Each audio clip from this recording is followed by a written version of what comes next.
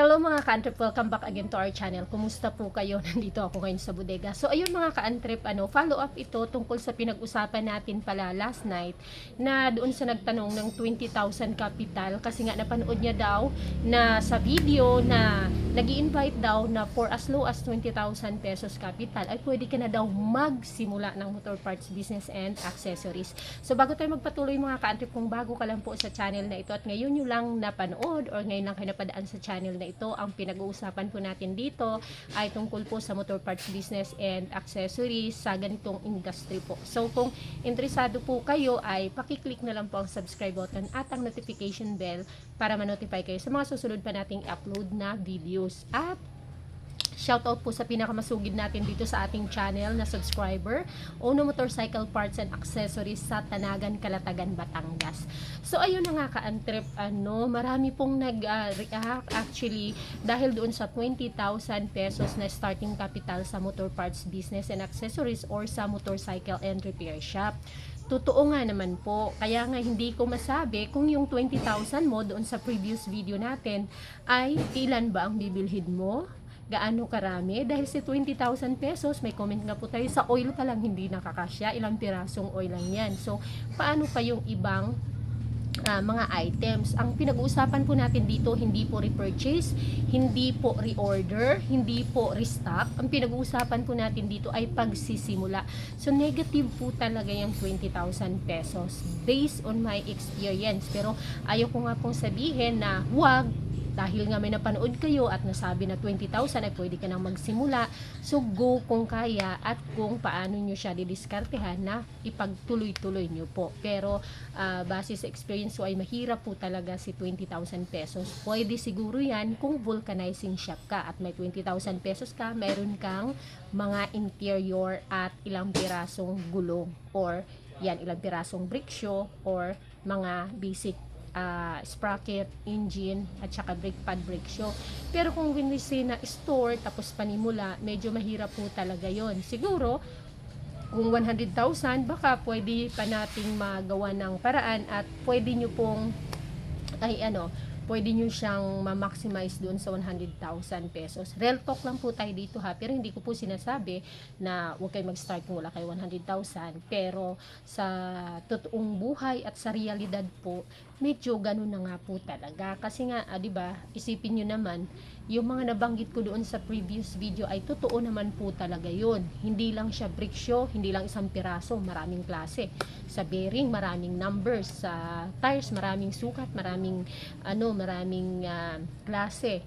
So, nasa sa inyo po yun. Pero, may mga natatanggap tayong comments na siguro 100,000 panimula is parang okay na. Pwede kang mag-move forward. But, sa 20,000 pesos, parang negative po talaga siya. Mahirap talaga siyang magsimula. Baka yung isang ganong istante mo po ay baka hindi makita si 20,000 pesos na panimula mo. Kable pa lang kaagad, hindi ko pa nabanggit ang kable kagabi. When we say kable, yung mga cables, hindi lang yan basta't accelerator cable or throttle cable. Nandyan pa si clutch, nandyan pa si speed, nandyan si brake, at yan si throttle cable. So pang anong motor? Napakaraming motor. So maliban na lang halimbawa sa TMX, maraming gumagamit. How about the others? Ilalo ngayon ang dami-daming mga scooter, 'di ba, na mga lumalabas na mga model, medyo pricey yung mga branded na mga scooter at kasama na ngayon yan yung ating mga pang-scooter na mga pyesa, nagpadagdag pa. Hindi pa nga nakukumpleto natin lahat ng pyesa ng mga scooters natin. Mayroon na namang mga bagong models na lumalabas, 'di ba? Yung mga China na mga scooters, na mga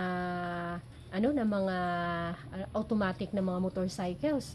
Hindi pa nga kumpleto yung aming mga brake shoe nun, mga brake pad nun.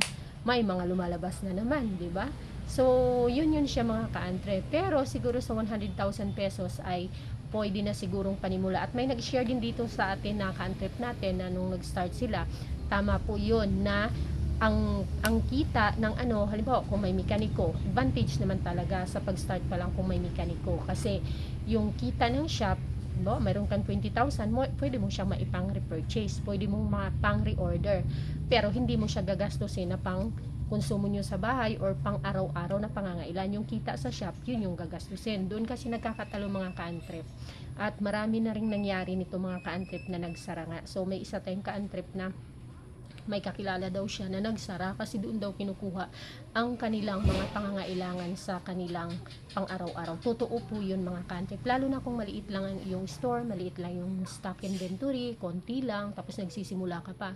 Tapos lahat ng, halimbawa, kita, minsan nga nakakain pa pati ang puhunan eh. Hindi lang tayo nag-uusap dito tungkol sa sa motor parts, even sa ibang mga businesses. Pinakahalimbawa na to, pinakapangmasa, di ba, na business na negosyo at pinakamadali, sari-sari store or grocery store. Ngayon, yung kita mo doon, kung sakto lang din, diba, ang gastos nyo sa bahay ng mga magic sarap, ng mga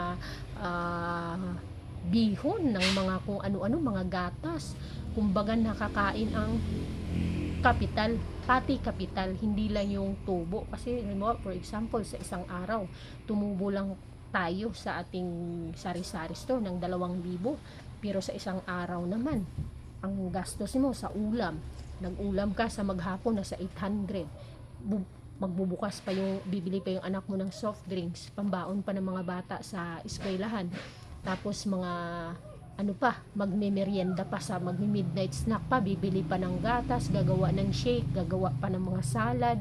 So abonado ka na doon. Kung ang kita mo 2,000 lang, magkano ng ginastos mo, maliban pa doon yung kuryente mo pa, tubig pa, at other expenses pa doon sa tindahan mo or nagagamitin mo sa operation. Talagang abonado tayo doon. Ganon din dito sa motor parts, sa motor shop, at marami na pong nangyari yan mga ka-antrep, na yung nagsisimula, yung tinatawag natin na pati kapital na kain. Kasi nga doon kumukuha ng pambili ng bigas, pambili ng ulam, pambaon ng mga anak, ng mga bata, pang permits, pang renew ng permits, mga lahat ng pangangailangan doon. Ngayon kung ang kita mo is, halimbawa ang kita mo per day is, sabihin na lang natin 1,000 lang ang net mo, net. Halimbawa net ka na sa isang araw, na kumbaga yung kapital, nag-net ka naman ng 1,000, pero bumili ka naman ng agahan ng alimango, pananghalian, alimasag, hapunan, lechong manok, may soft drinks pa. At hindi lang yun, at the end of the month, yung mga other expenses pa. So kain talaga kahit puunan, sarado talaga mga ka-antrep ang iyong shop or iyong business. Hindi tayo nagtotalk dito about sa mga malakihang business. Kumbaga basic lang ito, pinaka basic lang na business na pinag-usapan natin dito, like sari-sari store, or ito basic maliitang small motor shop or small motorcycle and repair shop business. So same po talaga. Kaya ang advantage sa mga shop po na store na may shop, may mekaniko, kasi napakalaking tulong nung kita nung parte mo sa shop para sa pang araw-araw. Syempre hindi naman natin hindi natin na iisip yan. Sabon, magastos sa sabon sa mekaniko, basahan. Magkano ang basahan? 150 per small sako. So magastos din sa sako sa basahan ang shop. Hindi natin naisip yun, sabon. Kahit pa sabihin magkano lang yan, sa isang buwan magkano rin yun, ipon-ipunin mo, basahan. So 150, makailang sako ka ng basahan, plus the kuryente dyan. 'Di ba, mawalaan ka ng tools, masiraan ka ng tools. Kagaya namin, nasira yung aming barina. Yan, nasira ang barina. Pinaayos 7,000 plus ang ginastos. Yun yung magandang klaseng barina. Tapos nasira ang sander. Instead na ipaayos, bumili na lang ng bago. So kung wala kang parte sa shop mga ka-antrep, saan mo kukunin yun? Sa tindahan mo, edi lugi na yung shop mo. Yung shop mo, magbabayad yan ng permit magbabayad ng permit, tapos kukunan mo pa ng mga bagay-bagay. So yun lang yun mga ka-antrep.